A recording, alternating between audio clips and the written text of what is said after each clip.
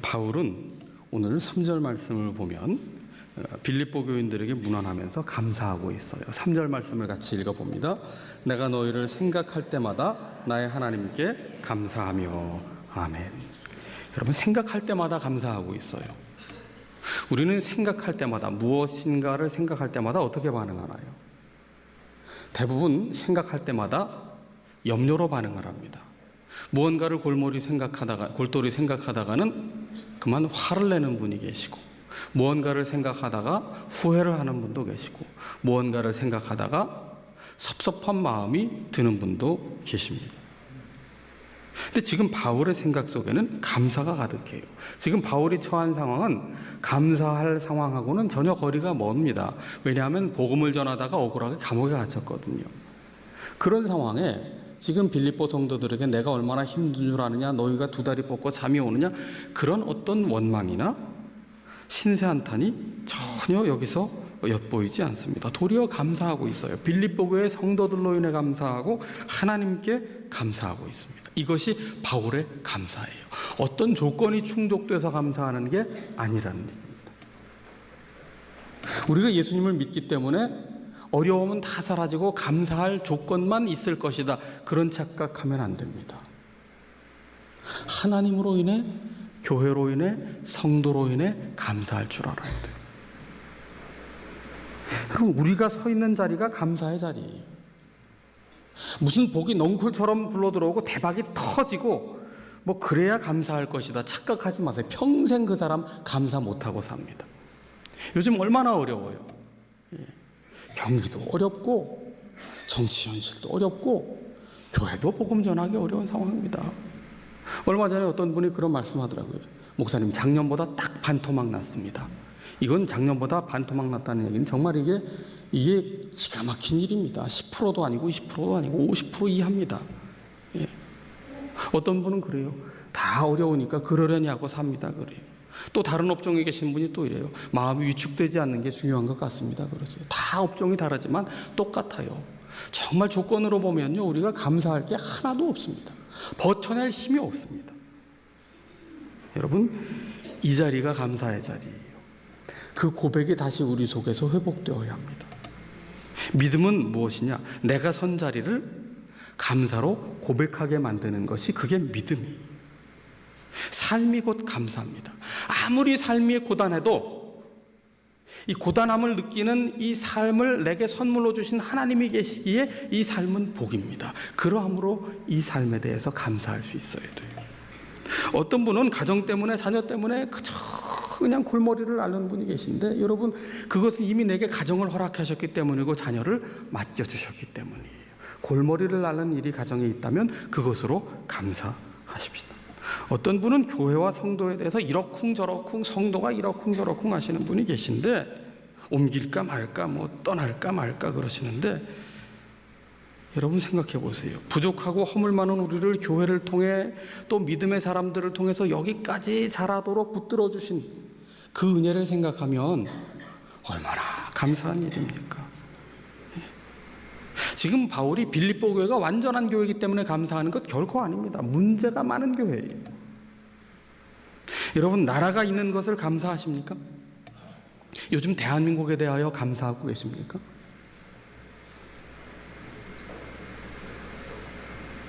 해방 후의 상황과 다를 바 없이 지금 첨예하게 대립하고 있는 이 전국에, 여러분, 우리가 신앙인으로서 고백할 것은 무엇이냐면, 그럼에도 우리에게 나라를 주셨음을 감사해야 된다는 거예요. 아파하고 고민할 수 있는 나라가 있음을 감사할 수 있어야 됩니다. 일찍이 한경직 목사님께서 일제강점기와 자칫 공산화될 뻔했던 6.25 전쟁을 겪으신 후에 그런 말씀을 하셨어요. 아무리 나라가 형편없어 보인다 하더라도 나라를 잃어버린 서러움을 아는가? 나라가 있다는 것에 감사할 수 있어야 됩니다.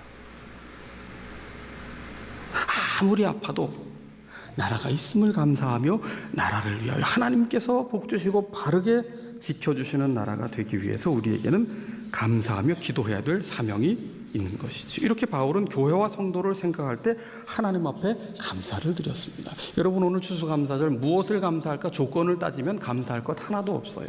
평생 없어요. 생각할 때마다 감사의 습관을 들여 나가십시오. 그것이 신앙입니다. 4절 말씀을 읽어볼까요? 간구할 때마다 너희 무리를 위하여 기쁨으로 항상 간구함은. 자, 생각할 때마다 감사를 되뇌었던 바울은 지금 기쁨으로 간구를 하고 있다. 바울에게 기도는 의무와 부담이 아닙니다. 우리는 기도하면은 뭔가 조바심에 눌려요. 내가 기도한 대로 되지 않으면 안 된다는 불안감 때문에 기도가 짐처럼 여겨질 때가 있습니다.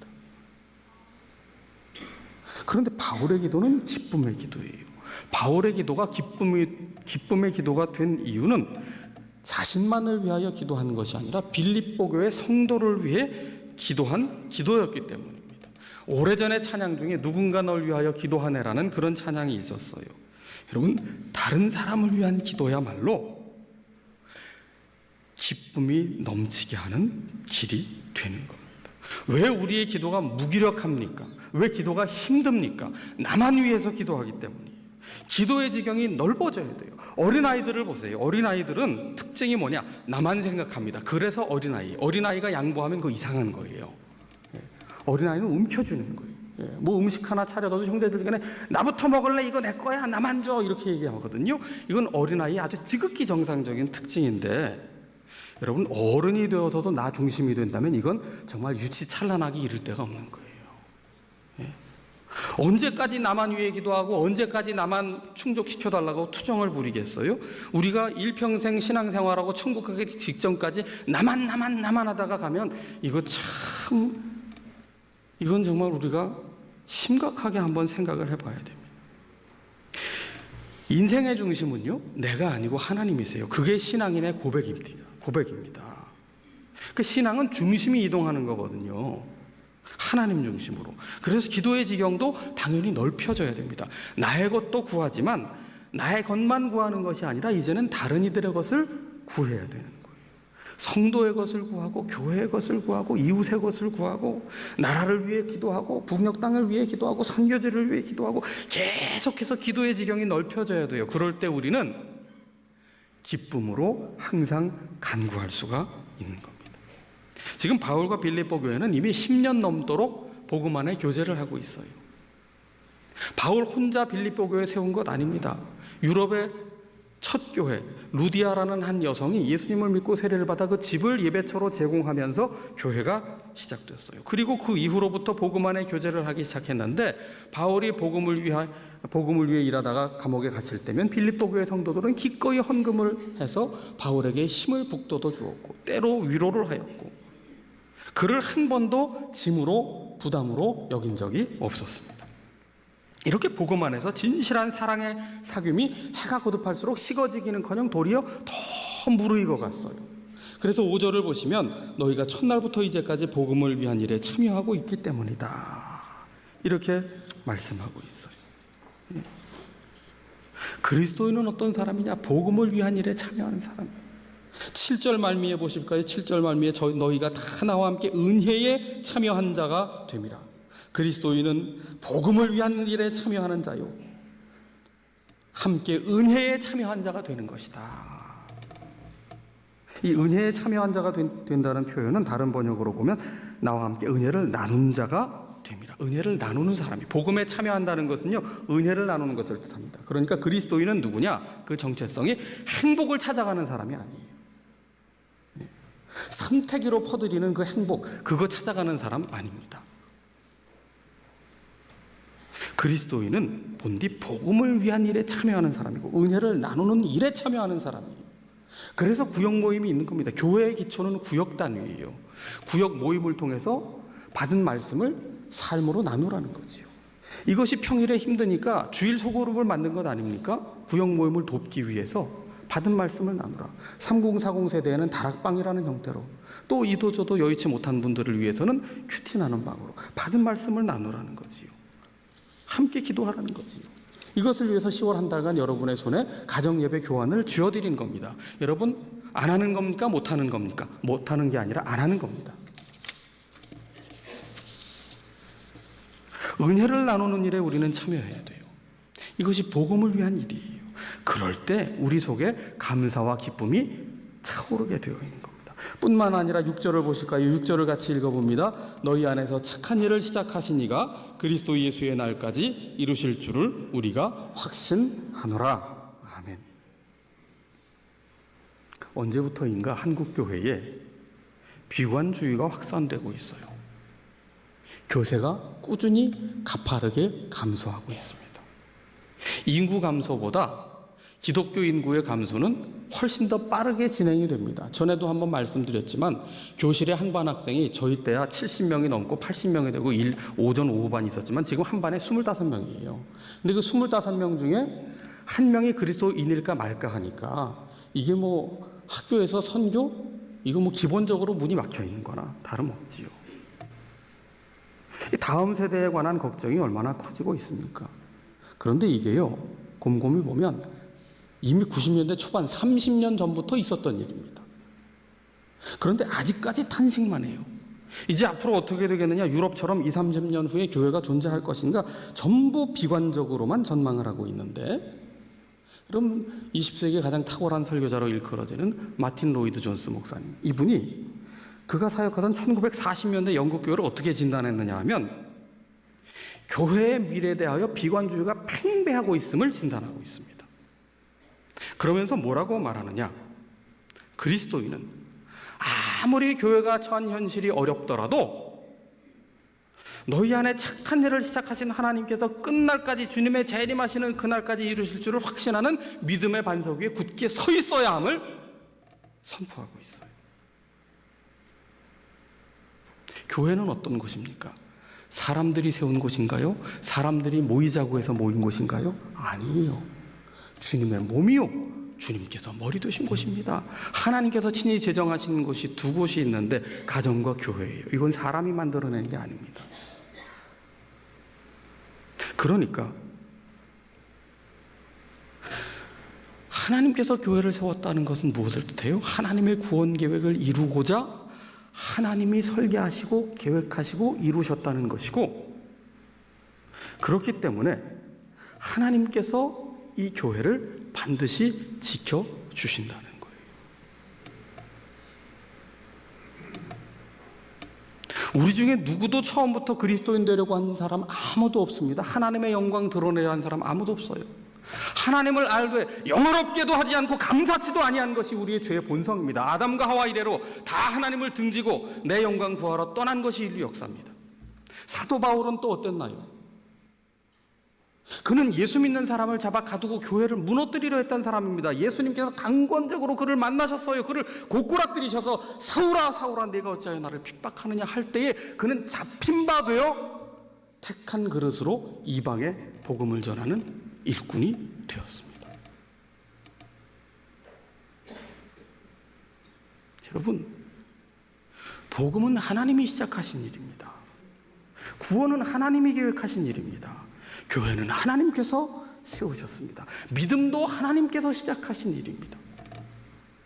이 일을 끝까지 이루실 것이다. 주님 오시는 그날까지 이루실 것이다. 여러분, 예수님께서 공생의 사역에 남긴 열매는 12명의 제자인데 그 중에 한 명은 배신했어요. 실패자입니다. 11명의 제자 겨우 남겨놓으셨습니다. 엄청난 교세를 불리신 게 아니었어요. 정말 작은 제자 11명. 그런데 그 11명의 제자가 성령 받고 변화되어 교회를 일군 놀라운 역사를 이루지 않았습니까? 여러분, 하나님은 지금까지도 함께 하시고 계속 일하시고 세상 모든 민족의 구원 얻기까지 쉬지 않으시는 하나님이십니다.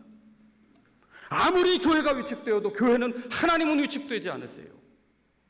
아무리 사람들이 복음에서 떠난다 해도 복음의 능력, 십자가와 부활의 능력은 결코 줄어들지 않습니다. 함부로 판단하지 마세요. 함부로 비관하지 마세요. 앞서가지 마세요. 실망하지 말아야 됩니다. 하나님의 시대에도 하나님을 하나님으로 믿는 그 한 사람, 의인 10명을 찾으세요. 군중을 통해 구원하지 않으세요. 하나님을 믿는 그 한 사람을 통해 하나님은 이 시대를 구원코자 하시는 겁니다. 여러분, 그 비전이 우리 속에 있어야 돼요. 그 믿음이 우리 속에 있어야 돼요. 그 열정이 우리 속에 있어야 돼요. 그래서 바울은 뭐라고 고백합니까? 8절을 같이 읽어봅니다. 내가 예수 그리스도의 심장으로 너희 무리를 얼마나 사모하는지 하나님이 내 증인이시니라. 아멘. 바울은요, 예수님의 심장으로 그 빌립보 교인을 사랑하는데 얼마나 뜨거운지 하나님이 증인이라고 고백하고 있어요. 과연 우리에게 주님의 몸된 교회를 정말 주님의 심장으로 주님처럼 사랑하고자 하는 그 열정이 우리 속에 있는가? 여러분, 교회를 함부로 비판하지 마세요. 함부로 비관하지 마세요. 적어도 심장으로 사랑한다면 그러면 안 됩니다. 못난 자식 두었다고, 못난 자식이 부모 마음 아프게 한다고 사람들 앞에서 자녀 손가락질하고 욕하는 부모 있습니까? 그 부모 아닙니다. 사랑하면 아무리 아파도 품는 거예요. 왜? 사랑하니까. 그래서 부모가 자식을 못 이기는 겁니다. 자식이 세서가 아니에요. 자식을 향한 사랑이 부모가 훨씬 크거든요. 자식보다. 자식은 나만 알아요. 부모는 자식을 생각해요. 그러니까 자식 앞에 피눈물 흘리면서 져주는 거잖아요. 사랑하면 품는 거예요. 여러분, 우리가 교회를, 성도를 끝까지 사랑하는, 사즉 사랑하지 못하는 이유는 어디에 있어요? 다 내 심장으로 사랑합니다. 내 심장 크기만큼으로 사랑해요. 콩닥콩닥 사랑하다가 더 이상 사랑하지 못할 것 같으면 아이고 모르겠다 그냥. 떠나야 되나 말아야 되나, 그만둬야 되나 계속해야 되나. 여러분, 예수의 피를 받은 우리는 예수의 심장을 이식받아야 됩니다. 그래야 끝까지 사랑할 수 있어요. 끝까지 감사할 수 있다고요.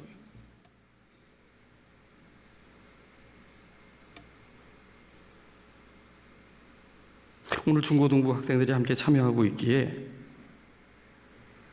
예수 그리스도로 인해서 감사했던 한 분을 제가 소개하고자 합니다. 6.25 때 부모를 잃었고 엎친 데 덮친 격으로 친구들과 놀이를 하다가 그 수류탄인 줄 모르고 놀다가 터져서 양쪽 눈을 다 잃어버린, 볼 수 없게 된 소년이 있었습니다.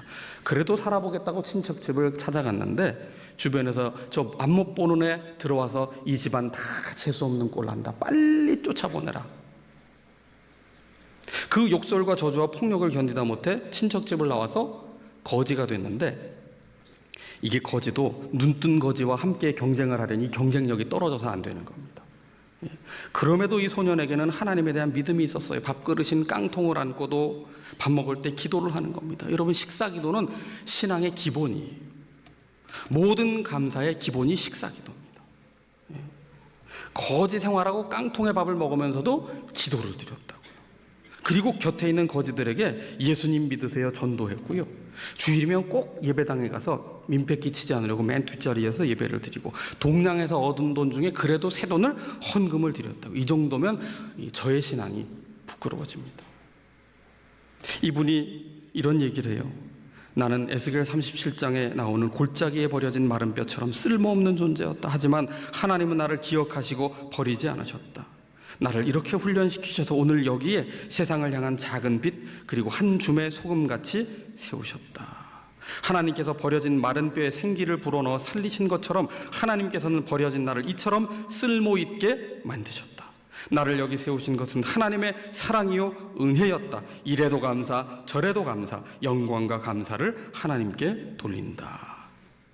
이분이 후에 시각장애인을 위한 교회를 세웠고, 점자 성경, 점자 찬송을 보급했고, 시각장애인의 실명 예방과 개안 수술을 위해 실로암 안과 병원을 설립했습니다. 아시아의 노벨상이라는 막사이 상이상을 수상하신 김선태 목사님 이야기지요.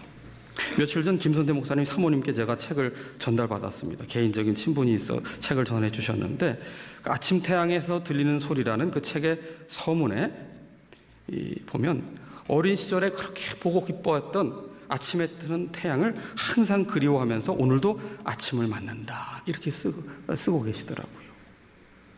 그리고 그 책 서문에 3가지 감사 인사를 기록해 놓았어요. 첫 번째, 나를 키워주시고 공부시켜준 많은 분들의 은혜에 감사. 두 번째, 사막 같은 환경에서도 실로암 안과병원을 비롯해 오갈 데 없는 시각장애인들을 위해 일할 수 있도록 도와주신 모든 분들께 감사. 세 번째, 절망을 희망으로 바꿀 수 있도록 하신 하나님께 감사하고 이 일에 함께 성원해 주신 분들의 사랑에 무릎 꿇어 감사드린다. 여러분, 복음의 빛에 사로잡히면 인생이 변합니다. 나만 알고 나만 위해 살던 사람이 이웃을 위해 살게 돼요. 원망과 불평과 절망에 갇혀 살던 사람이 감사하는 사람이 됩니다. 누군가에게 희망을 주는 사람이 됩니다. 죽을 것 같은 인생이 남을 살리는 인생이 되는 거예요. 이것이 바로 복음의 능력이요 감사하는 삶의 열매입니다. 오늘 우리의 삶의 주변을 돌아보면 사실 조건을 보면 감사할 것 하나도 없어요. 감사할 일 찾을 수가 없어요. 자연인으로서는 감사할래야 감사가 없습니다.